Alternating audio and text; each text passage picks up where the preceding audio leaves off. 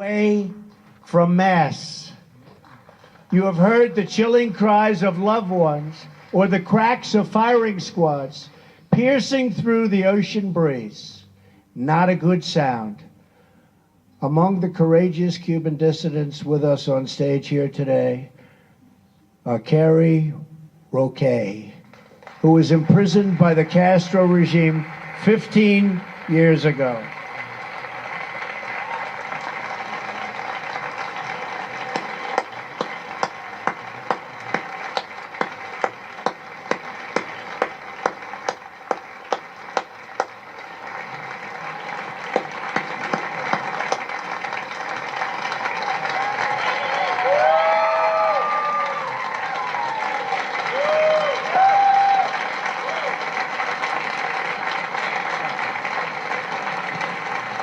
She looks awfully good.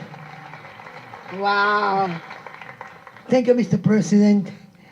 Thank you, Mr. Vice President. Thank you, Marco Rubio, Mario Diaz-Balart. Thank you to all the men and the Cubans who fight, no matter what the times can be, for the Cuban liberty. On behalf, Mr. President, on behalf of the Cuban people, the people inside my eyes, my homeland, thank you, and we appreciate your love. Oh, sweet. Wow. Wow.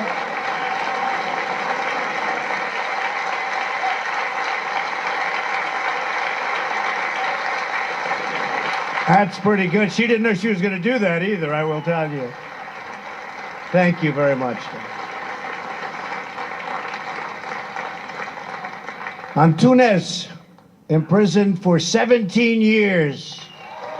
Where is he? Wow.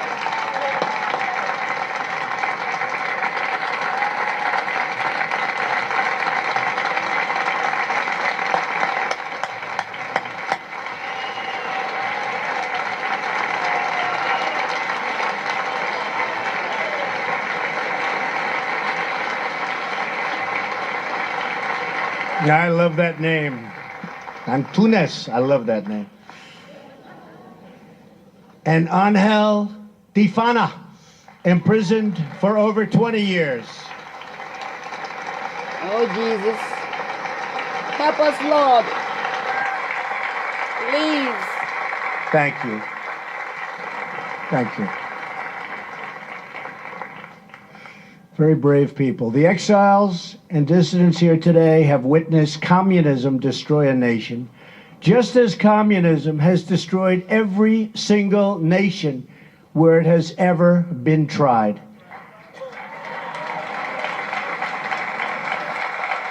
But we will not be silent in the face of communist oppression any longer. You have seen the truth. You have spoken the truth. And the truth has now called us, this group, called us to action. Thank you. Last year, I promised to be a voice against repression. In our region, remember, tremendous repression, and a voice for the freedom of the Cuban people. You heard that pledge. You exercised the right you have to vote. You went out and you voted, and here I am, like I promised, like I promised.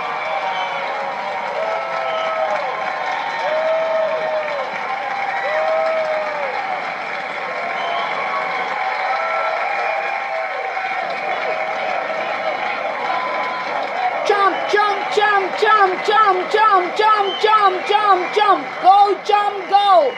Go, jump, go. I promise you, Go, I keep my jump, go. promises. Sometimes in politics, they take a little bit longer, but we get there. We get there. Don't we get there? You better believe it, Mike. We get there. Absolutely. Thank you. Thank you. No, we keep our promise. And now that I am your president, America will expose the crimes of the Castro regime and stand with the Cuban people in their struggle for freedom. Because we know it is best for America to have freedom in our hemisphere, whether in Cuba or Venezuela, and to have a future where the people of each country can live out their own dreams.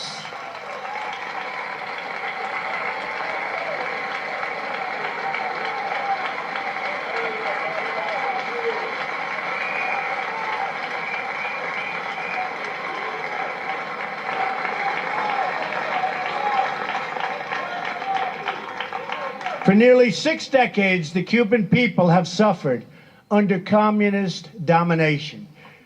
To this day, Cuba is ruled by the same people who killed tens of thousands of their own citizens, who sought to spread their repressive and failed ideology throughout our hemisphere, and who once tried to host enemy nuclear weapons 90 miles from our shores. The Castro regime has shipped arms to North Korea and fueled chaos in Venezuela. While imprisoning innocents, it has harbored cop killers, hijackers, and terrorists. It has supported human trafficking, forced labor, and exploitation all around the globe. This is the simple truth of the Castro regime. My administration will not hide from it, excuse it, or glamorize it. And we will never, ever be blind to it. We know what's going on, and we remember what happened.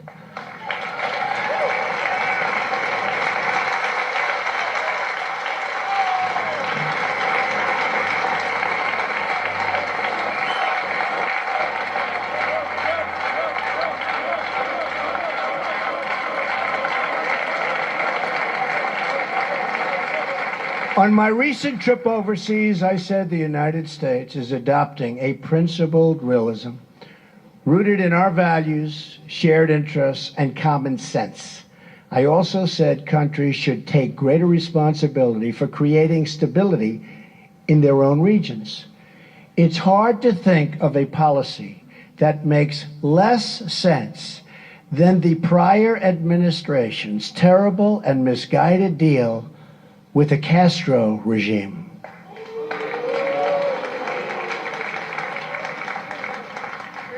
Well, you have to say the Iran deal was pretty bad also.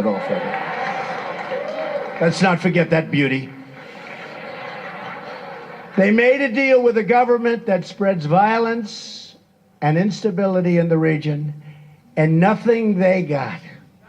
Think of it. Nothing they got.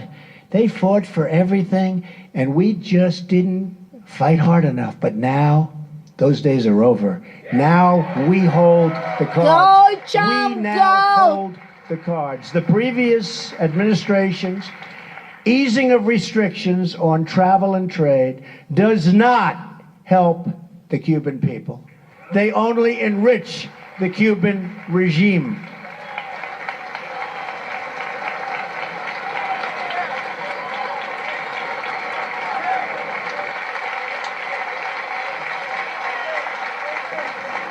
Go, The Trump, profits from go. investment and tourism flow directly to the military. The regime takes the money and owns the industry. The outcome of last administration's executive action has been only more repression and a move to crush the peaceful democratic movement. Therefore, effective immediately, I am canceling the last administration's completely one-sided deal with Cuba. Go, Trump, go. Oh my God. That's why they don't want to let this man lose. Because when they let this man lose, hell will break loose, man. Go, Trump, go. Go, Trump, go. Let him lose. Let him go. Let him free. Make him free. Go, Trump, go. Go, Trump, go. Yes, go.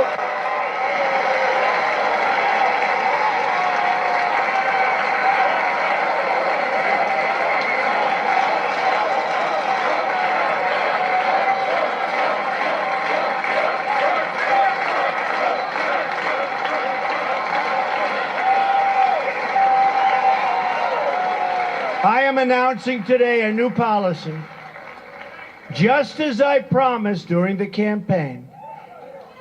And I will be signing that contract right at that table in just a moment.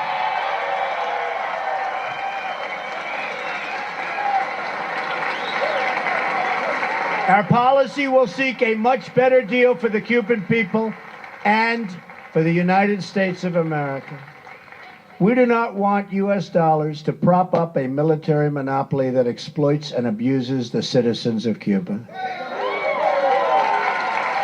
Our new policy begins with strictly enforcing U.S. law.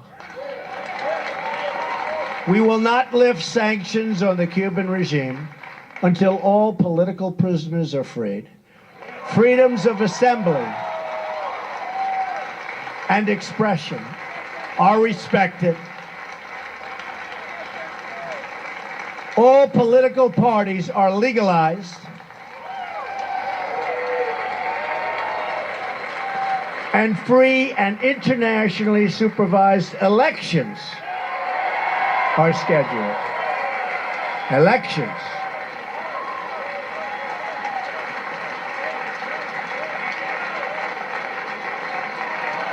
We will very strongly restrict American dollars flowing to the military, security, and intelligence services that are the core of the Castro regime. They will be restricted. We will enforce the ban on tourism. We will enforce the embargo. We will take concrete steps to ensure that investments flow directly to the people so they can open private businesses and begin to build their country's great future, a country of great potential.